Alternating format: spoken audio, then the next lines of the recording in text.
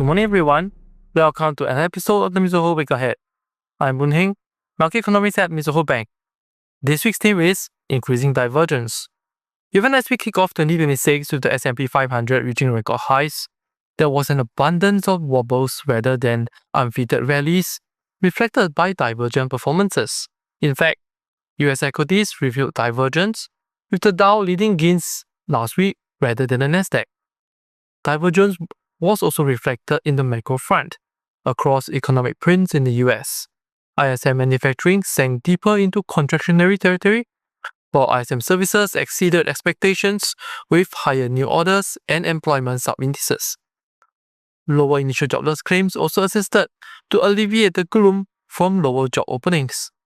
To be clear, the divergence between claims and vacancies may not be inconsistent, as this may be pointing out a low-hire, low-fire labor market. Low-hire scenario was certainly supported by the lower-than-expected NFP print at 50K for December, alongside downward revision of 76K in the previous months. That said, risk sentiments appear buoyant on the back of lower-than-expected unemployment print. On the global geopolitics front, US aggressive geopolitical overtures, including military incursions and asset grab in Latin America, Greenland and beyond, keep geoeconomic risks well and alive. In Asia, diverted US geopolitical focus may inadvertently have far-reaching impact on US allies. Worsening Japan-China trade spec is an example of this, as Beijing has restricted dual-use exports to Japan and launched anti-dumping probe for Japanese chemicals, which is key ingredient for chip making. Amid the absence of US underwriting Japan's economic and geopolitical costs, earlier relief over 50% tariffs appears to be misplaced. Down under, Australia's CPI print coming in lower than expected did not dent the Aussie's relative outperformance. This is especially so with disinflation stemming from flattering electricity base effects. In contrast, the Korean won underperformed despite a stellar current account surplus and inflows into equities and bonds. Tech wobbles were apparent with the Kosdaq rather flat for the week despite the Kospi's 6% gain.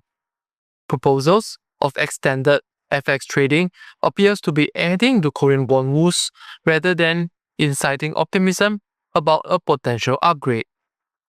Similarly, in Indonesia, the rupiah underperformed as the fiscal deficit for 2025 widened to 2.9%, which is precariously close to the 3% debt ceiling limit. Consequently, credibility of the 2026 fiscal target will be questioned. Looking ahead, the BOK is expected to extend their pause in their easing cycle on the 15th of January and keep policy rates unchanged. Strong external demand and an unyielding pace of housing price growth in Seoul will mean that the decision to stand pat may face little dissent at this meeting. Elsewhere, Malaysia's Q4 GDP is likely to show resilience, ending 2025 on a firm note amid rising household confidence, accelerating exports, and a supportive investment cycle. Accordingly, the robust economic backdrop is likely to backstop the ringgit's weakness amid the resurgence in dollar strength. All in, divergent monetary policy cycles, fiscal trajectories, and fragile confidence around tech valuations continue to dictate EM Asia FX outcomes in 2026. For more information, please refer to our week ahead publication or contact your respective sales desk and RMs. And for regular notification on our market views, please subscribe to our channel and hit the notification button. Thank you.